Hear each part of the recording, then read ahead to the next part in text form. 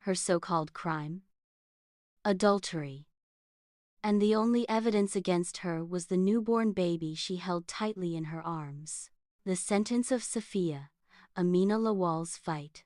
This is the story of Amina Lawal, a Nigerian woman whose life was thrown into chaos, a woman who faced a death sentence simply for having a baby outside of marriage. She was from Katsina State, a quiet, conservative town in northern Nigeria, a single mother just trying to raise her child and live a peaceful life. And in 2002, her life was suddenly thrust into the global spotlight, turning her into the center of an international storm that shook the world. Her so-called crime? Adultery. And the only evidence against her was the newborn baby she held tightly in her arms. Under the strict interpretation of Sharia law in her region, a pregnancy outside of marriage was considered undeniable proof of adultery enough to warrant a death sentence. Amina pleaded and tried to explain her side of the story, insisting she had been deceived and abandoned, but the court didn't care. They had already made up their minds. They looked at her child and treated it as a confession, silent, undeniable proof that condemned her before she could even speak. She was sentenced to death by stoning, a punishment so brutal it sent shockwaves across Nigeria and drew outrage from the international community.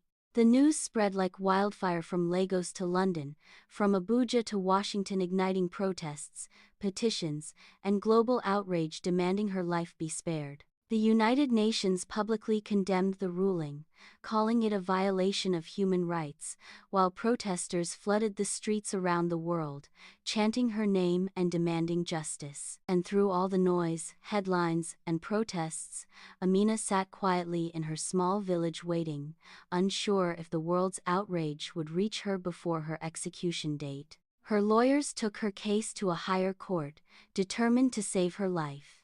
They argued passionately that pregnancy alone could never stand as proof of adultery, that the law was being twisted against her. On the 25th of September 2003, after months of fear and uncertainty, the Katsina State Sharia Court of Appeal finally delivered its long-awaited verdict, one that would decide Amina's fate. This court finds the evidence insufficient, the judge declared at last. The conviction is hereby overturned. And in that moment, Amina's life was spared. Amina Lawal was finally free. She walked out of the courthouse with tears in her eyes, carrying her daughter, Sophia, the same little girl whose birth had nearly cost her life. That day, Amina didn't just win back her freedom, she sparked a movement. Her case changed how the world viewed justice, women's rights, and the power of courage in northern Nigeria.